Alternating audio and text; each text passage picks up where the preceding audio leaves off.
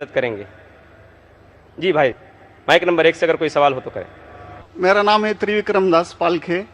मैं नौकरी करता हूँ यहाँ पर एक हार्डवेयर और प्लाउड के दुकान में। मैं आपका बहुत बार प्रवचन टीवी पे देख चुका हूँ, बहुत आनंद भी आता है। अक्सर आप का जो प्रवचन रहता है, जो हिंदू का जो आता है, आप वेदों से देते हैं, आप यानी जो भी वेदों से कंपेरिजन करते हैं। लेकिन हमारे जो वेद है वो अक्सर जो है वो स्वर्ग यानी जन्नत तक ज़्यादा करके ये करते हैं। लेकिन उसके आगे अगर हिंदू में अगर हम लोग जाएंगे, अगर सही में हिंदू भी नहीं बोलते, हम सनातन धर्म कहते हैं। जैसे आपने अभी व्याख्या किया था, नदी के पार के हिंदू उसको कहा जाता है। तो हम तो सनातन धर्म से है। तो सनातन धर्म में हमारा जो आता है जो भगवत गीता, जैसे आपके अंदर जो ये है, जैसा बाइबल का आपने, इस्लाम का ये है, कुरान है, तो इसी तरह हमारा भगवत गीता है। और जो भगवान के बारे में जानना है यानी अल्लाह के बारे में जानना है, तो अगर हमारा है तो भागवतम है। तो भागवतम से हम लोग हमारा चलता है सब कुछ। अगर ये है वेद तो हमको स्वर्ग तक जाने के लिए है। लेकिन हमारा जो भागवतम है वो अल्लाह तक जाने के पहुँच तक है, यानी अल्लाह को हम सामने सामने देख के उनकी सेवा करने के लिए है। तो जो अभी आपने जो भी बोले थे, जो जवाब दिया था, अभी कर रहे थे औरतों के बारे में, माताजी लोगों के बारे में, तो हमारे भगवत गीता में भी लिखा है कि औरत को भगाता है तो उसको मार दीजिए। ऐसा नहीं है कि आपके इसमें सब में एक ही जैसा है। और आपका प्रवचन मुझे बहुत बहुत अच्छा लगा कि आपने जो कहा, जो लिखा गया किताब है वो किताब के मुताबिक चले तो बहुत आदमी सुखी रहता है। बाकी तो मैं और कुछ सवाल तो कुछ पर्सनल पूछना चाहता हूँ, बाद में मैं आपको मिलके सबको पूछूंगा, सबके सामने नहीं पूछ सकता। लेकिन आपका प्रवचन सुन के मुझे बहुत आनंद आया। हमारे हिंदू भाई ने कहा है कि वो काफ़ी मेरे तकरीर देखते हैं टीवी पे और प्रसन्न होते हैं, खुसूसन जब मैं हिंदू धर्म के बारे में कहता हूँ। और वो कहते हैं कि वो सनातन धर्म को मानते हैं। और सनातन धर्म में भी आपको शायद ये पता होगा कि सबसे अव्वल किताब भगवत गीता नहीं है, वेद है। भगवत गीता सनातन धर्म, अगर आप पढ़ेंगे आर्य समाज, आप आर्य समझिए, सनातन धर्म में बहुत से किस्म है। आपको इस्कॉन से मैं इस्कॉन, बिल्कुल इस्कॉन, हरे रामा हरे कृष्णा, इस्कॉन, ठीक है। तो इस्कॉन का तस्करा करता हूं। मैं गया था एक बार कलकत्ता में, और कलकत्ता में तकरीर थी मेरी।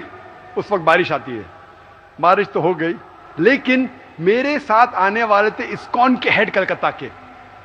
हम लोग दोनों जाते एक वैन में, वैनिटी वैन, मतलब जब बड़े मैदान में, यहाँ तो माशाल्लाह मैदान के बाजू में काफ़ी बिल्डिंग है, तो बड़े मैदान में प्रोग्राम होता है तो कोई ग्रीन रूम नहीं होता है, तो क्या करते हैं, वैन लेके आते, बस इसमें मेकअप रूम या आराम करने के लिए कंडीशन होता है। तो मैं इस्कॉन के हेड के साथ में बैठा था, तो उन्होंने वही बात कही जो आपने कहा, हमारे लिए सबसे अव्वल है भगवत गीता। मैंने बोला ठीक है, और कहे का वेद भी ठीक है। तो मैंने पूछा, ये भगवत गीता हिंदू धर्म में दो किस्म की किताब है, एक है श्रुति, एक है स्मृति। श्रुति मतलब जो भगवान की भेजी हुई किताब, वेद और उपनिषद। उसने कहा बिल्कुल सही। स्मृति किसे कहते, तो उसने कहने लगा स्मृति कहते वो जो आदमी की लिखी हुई किताब है, मिसाल के तौर पे मनुस्मृति। तो मैंने पूछा ये रामायण और महाभारत क्या है, तो उसने कहा ये है स्मृति। बेशक बिल्कुल सही जवाब था, मैं भी तालिब इल्म हूं। तो मैंने पूछा, बिल्कुल सही कहते, ऊपर आती है श्रुति, वेदा और उपनिषद। स्मृति मतलब दूसरी किताबें, मनुस्मृति, इतिहास। मैंने पूछा ये महाभारत क्या इतिहास है, तो मैंने उससे पूछा गुरुजी ये बात मेरे इल्म के हिसाब से भगवत गीता एक हिस्सा है महाभारत का, 18 चैप्टर का, सही है? अरे बिल्कुल सही है, आप बहुत इल्म रखते। मैंने बेशक। तो जब भगवत गीता महाभारत का हिस्सा है तो महाभारत स्मृति है क्या श्रुति है? चुप बैठिए। स्मृति है बोला, तो स्मृति ऊपर क्या नीचे? तो बोले हाँ आपके पास इल्म है ना, इसलिए आप जानते। हम लोग को कहते हैं भगवत गीता ऊंची है, लेकिन हम सही कहते हैं ये भगवत गीता वेद का निचोड़ है। निचोड़ है, लेकिन वेद ऊपर है, खुदा की किताब है। भगवत गीता इंसान की लिखी है, किसके जरिए? स्कॉलर्स के। आपके इस्कॉन के गुरु भी कहेंगे वो, लेकिन आप आम आदमी हैं, आप शायद ये पेचीदा चीजें को जानते नहीं। हम तालिब इल्म हैं, मैं स्कॉलर नहीं हूं, तालिब इल्म हूं तकाबले मज़ाहिब का, इस्लाम एंड कंपैरेटिव रिलीजन का। तो बोले बेशक आप बिल्कुल सही कहते हैं। तो मैं कहूंगा अगर वेद और भगवत गीता में टकराव है, किसकी बात मानेंगे? तो बोले आमतौर पे तो हम कहते हैं भगवत गीता ऊपर है, लेकिन आप सही कहते हैं क्योंकि आपके दिल में। तो मैं वो डबल स्टैंडर्ड क्यों? जिसके पास दिल में बदल जाता है क्या? 2+2 4 ही रहता है, चाहे वो सेकंड स्टैंडर्ड में या 10th स्टैंडर्ड में 2+2 वही रहेगा, 4 बदलेगा नहीं। तो मैं ये कहता हूं गुरुजी से, आपके संत से, कि आप अपनी किताब लोगों में आम करो, हिंदुओं में आम करो वेद। लेकिन हिंदू धर्म में सिर्फ ब्राह्मण ही वेद को पढ़ सकता है, क्षत्रिय नहीं पढ़ सकता। क्यों? बाकी लोग नहीं पढ़ सकते, वेद व्यास शूद्र नहीं पढ़ सकता। क्यों? हमारे मजहब में ऊंच नीच नहीं है, काला या सफेद, अमीर या गरीब, राजा या फकीर कुरान पढ़ सकता है। नमाज के लिए जब उस ईश्वर की हम इबादत करते हैं, जब खड़े होते नमाज के लिए, कंधे से कंधा मिला के करते, चाहे वो फकीर या अमीर या गरीब, फकीर या राजा साथ में खड़ा है तो कंधे से कंधे मिला के खड़ा होता है। और आप यहां देखेंगे, और मैं अल्हम्दुलिल्लाह कई बार सऊदी अरब गया हूं और किंग अब्दुल्ला की दावत पे भी गया हूं, माशाल्लाह उनकी सिक्योरिटी रहती है, तो सिक्योरिटी हट जाती है, आप साथ में तो साथ में, अल्हम्दुलिल्लाह। राजा या फकीर, अमीर या गरीब, काला या सफेद, यकसा है। तो मैं ये कहना चाहता हूं, आप बिल्कुल सही कह रहे थे कि वेद स्वर्ग की बात करता है, लेकिन खुदा की बात भी करता है। भगवत गीता में भी स्वर्ग की बात लिखा है, खुदा का भी लिखा है। आप बोले अल्लाह के करीब आने के लिए भगवत गीता सही है, बराबर। मैं ये नहीं कह रहा हूँ कि वेदों में नहीं कहा है, वेदों में बहुत आखिरी में आता है, लेकिन जो भगवत गीता जो है वो डायरेक्ट भगवान हुआ है, यानी अल्लाह ने कहा हुआ है, ऐसा है। तो इसके लिए अभी वेद तो संस्कृत में है, वो पढ़ नहीं सकते, लेकिन जो भगवत गीता है वो बहुत सारी इसमें ट्रांसलेशन हो गई है। और जो भगवत गीता है बहुत सारे आदमी ने यानी लिखी हुई है, करीबन 200-300 लोगों ने लिखी है अपने अपने हिसाब से। हाँ, बिल्कुल सही कहा। लेकिन इस्कॉन का जो गीता है, भगवत गीता, वो गुरु परंपरा में है, वो भी आदमी है, एज इट इज लिखा हुआ है। यानी वो परंपरा में अगर गया तो वो कृष्ण तक गया, यानी जिसने जो कहा है वो एज इट इज है, इसके लिए उसका लिखा हुआ as it is Bhagavad Gita. आपके स्वामी प्रभुपदा, बराबर? यस, बराबर हुआ, स्वामी प्रभुपदा। प्रभुपदा इंसानी थे ना? हाँ, इंसानी थे ना, मैं किधर ना बोल रहा हूँ। ये हमारा कुरान जो है ना, डायरेक्ट अल्लाह की तरफ से तो ना मोहम्मद सल्लल्लाहु अलैहि वसल्लम ने लिखा है। वही हम लोग ने ये कुरान जो है डायरेक्ट अल्लाह की नाज़िल यूं बहू। इसलिए जितने भी दिगर मज़ाहिब की किताब है, जैसे वक्त जाने लगे बदलते गए। आप बिल्कुल सही कहते, 300 किस्म की किताब है, बाइबल सैकड़ों किस्म, हमारे IRF में 200 किस्म की बाइबल है। आप किस में मानेंगे? कुरान आप लो, कोई भी कुरान लो, इंडिया में, अमेरिका में, यूके में, हिंदुस्तान में, पूना में, हूबहू वही है। एक लफ्ज की बात दूर रही, आ की मात्रा, ई की मात्रा, जबर जेर पेश, वो भी फर्क नहीं है, फत्ता दम्मा कसरा में भी फर्क नहीं है। ओरिजिनल कुरान में तो फत्ता दम्मा कसरा था नहीं, लेकिन आज जब हम पढ़ते हैं माशाअल्लाह। तो मैं ये कहना चाहता हूं, जितनी भी किताबें पहले आई, आज भी आप बिल्कुल सही कहते हैं, भगवत गीता वेद का निचोड़ है। लेकिन जब निचोड़ होता है वो असली फल से कॉन्ट्रडिक्ट करे तो फल और अहम है। मैं बिल्कुल मानता हूं, स्वामी प्रभुपदा मानते हैं कि भगवत गीता क्या है? वेद का निचोड़ है। और वो कहते हैं, मैं भी पढ़ चुका हूं, आपकी Bhagavad Gita as it is पढ़ चुका हूं, उसमें ही लिखा, उसका ही ट्रांसलेशन था। भगवत गीता अध्याय नंबर 7 श्लोका नंबर 20 में, जो कोई दुनियादारी के पीछे भागता है वो गलत खुदाओं के पीछे भागता है। आपकी भगवत गीता में लिखा एज इट इज में, और उसका अगर प्रीफेस पढ़ेंगे उसमें लिखा है कि ये जो वेद है वो गाय है, भोज से गाय है, और कृष्ण क्या है? दूध निकालने वाला इंसान, और दूध क्या है? भगवत गीता है। सही कह रहा हूं कि नहीं? प्रीफेस में लिखे है। कौन कहता है? आपके स्वामी प्रभुपदा। मुझे उसका ट्रांसलेशन पसंद है। अक्सर हमारे वहां भी माशाअल्लाह 50 से ज्यादा भगवत गीता है।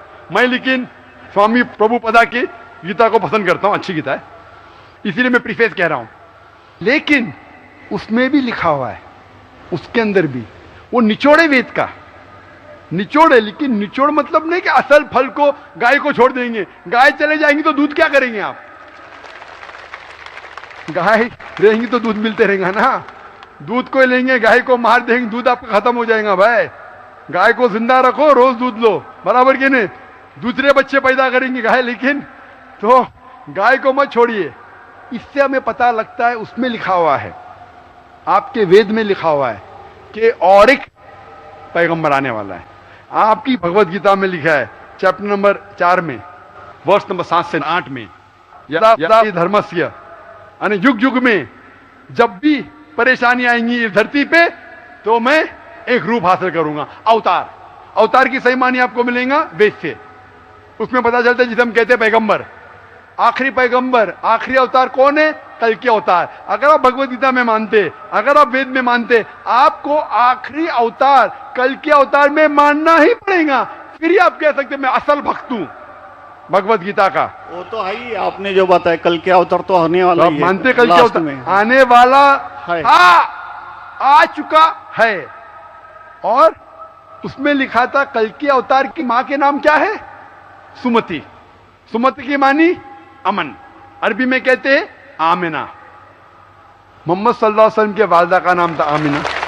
उसमें लिखा है कल के अवतार, चैप्टर नंबर, अभी हवाला भी दे रहा हूं मैं, टाइम मिल रहा है ना, कल के अवतार चैप्टर नंबर 2 वर्ष नंबर 5 श्लोक नंबर 5, 7, 9, 11, 15।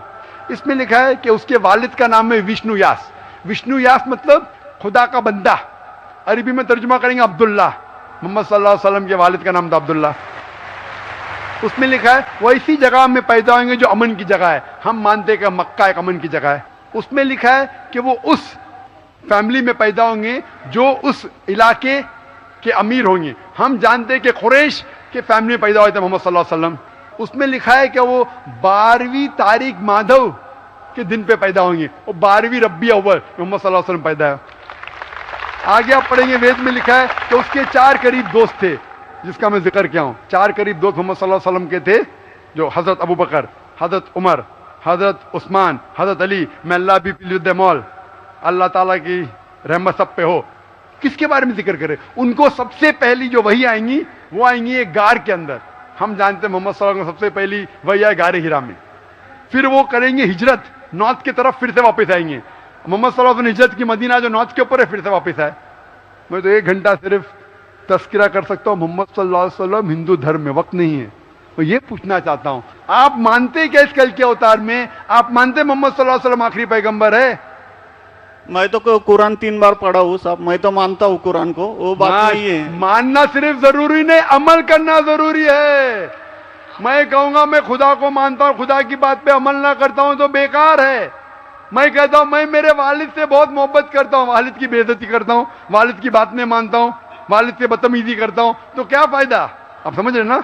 समझ रहा हूँ मैं, लेकिन आपने कुछ पहले ही अभी 10-15 मिनट पहले ही आपने कहा था कि जो भी है, कुरान है, वेद है और बाइबल है, कि जो जो उसमें लिखा हुआ है खुदा ने उसके ऊपर अमल करना चाहिए। तो मैं अपने इससे अमल करता ही हूँ, जो कुछ मानता तो हुई खुदा एक ही है करके, वो तो मानता ही है। बिल्कुल, मैं नहीं बोल रहा कि आपके लिए कोई खुदा अलग है, मेरे लिए कोई अलग है, या ईसाई के लिए कुछ अलग है। आप सनातन धर्म के हैं, मैं जानता हूँ सनातन धर्म में एक खुदा को मानते हैं। वो मानते खुदा की प्रतिमा नहीं, अक्स नहीं है, बराबर ये मानते। लेकिन मैं ये जानना चाहता हूँ, आप कल के अवतार में आप मेरे सवाल को घुमाओ मत।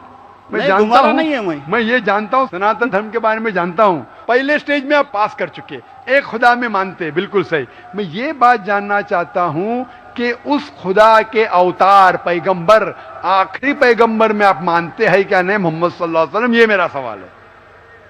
यानी मोहम्मद पैगंबर को आप मानते कि वो आखिरी पैगंबर थे क्या नहीं मानते? वो तो मानता हूँ मैं, मुझे मालूम है ना मोहम्मद पैगंबर आखिरी थे मोहम्मदन में। वो तो मानता ही हूँ। मोहम्मदन मैंने आपके लिए, सबके लिए है ना। बिल्कुल सही। तो कोई धर्म, कोई एक मजहब का थोड़ी रहता है गुरु, तो सबके रहता है। वो एक मजहब का थोड़ी गुरु रहता है कि वो एक मजहब के लिए, वो सब मजहब के लिए गुरु रहता है, तो मानता ही मैं उसको। बिल्कुल सही। लेकिन ये कहना कि सब मजहब यकसा है हूबहू, ये सही नहीं। यकसानियत है, इसीलिए मैंने कहा यकसानियत पे अमल करो। आप बोलेंगे मैं सब हिंदू चीज पे अमल करूंगा, कई हिंदू जाते बुत परस्ती करने के लिए, आप नहीं करते, अच्छी बात है अल्हम्दुलिल्लाह, इसीलिए मैं आपको कांग्रेचुलेट करता हूं। आप बुत परस्ती नहीं करते, मैं आपको कांग्रेचुलेट करता हूं, मैं कांग्रेचुलेट करता हूं, क्योंकि सनातन धर्म बुत परस्ती नहीं करता है। अल्हम्दुलिल्लाह सुम्मा अल्हम्दुलिल्लाह आप आधे इम्तिहान में सफलता पा गए। अभी ये पूछता हूं मैं, जैसे आपने कहा आप अगर मोहम्मद सल्लल्लाहु अलैहि वसल्लम को आखिरी पैगंबर मानते हैं तो उसके पैगाम पे अमल करना जरूरी है। सिर्फ पैगाम को पढ़ना जरूरी नहीं, पैगाम पे अमल करना जरूरी है। अगर मैं कहता हूं मानता हूं लेकिन अमल नहीं करता तो कोई फायदा नहीं। तो ये होता है कि अपने मन से खुदा की बात जो आखिरी पैगाम है कुरान शरीफ और आखिरी पैगंबर मोहम्मद सल्लल्लाहु अलैहि वसल्लम में मानना जरूरी है, फिर ही आप सही तरीके से मजहब को पहचान सकेंगे। Hope that answers the question. नहीं, थैंक यू। कुछ बोलेंगे आपको? मुझे ये कहना चाहिए था, अभी आप बोल रहे थे अमल करना चाहिए, अमल करना चाहिए, तो मैं मोमिन बनने का पूरा कोशिश किया, क्योंकि मैं वो मोमिन का क्या रहता है वो 3-4 इसमें सुन चुका हूँ। मोमिन का क्या रहता है? मोमिन का जो बताया था ना, क्या जो रीजन जो कैसा रहता है मोमिन, कैसा रहता है मैं जानना चाहता हूँ। नहीं, मैं इतना याद में जितना रखा हूँ मैं जो भी याद नहीं सकता है, जो भी याद है बोल लीजिए, नो प्रॉब्लम। जो कमी है मैं पूरी कर लूंगा। नहीं यार, जान लीजिए, अगर दूसरे को भी क्वेश्चन पूछना है मैं आपसे मोहब्बत करता हूँ, मैं आपको पर्सनली मिलता हूँ बाद में। अच्छा, बाद में मिलेंगे स्टेज के बाद इंशाल्लाह। ठीक है, हरे कृष्णा। बहनों की तरफ से कोई अगर सवाल हो तो गैर मुस्लिम बहनों को तरजीह दी जाए, उनको पहले मौका दिया जाए। My name is Sneha Manoj Raizada. I'm studying. My question is, I want to convert into a Muslim. I'm following Islam for a year now, and I have a problem. My parents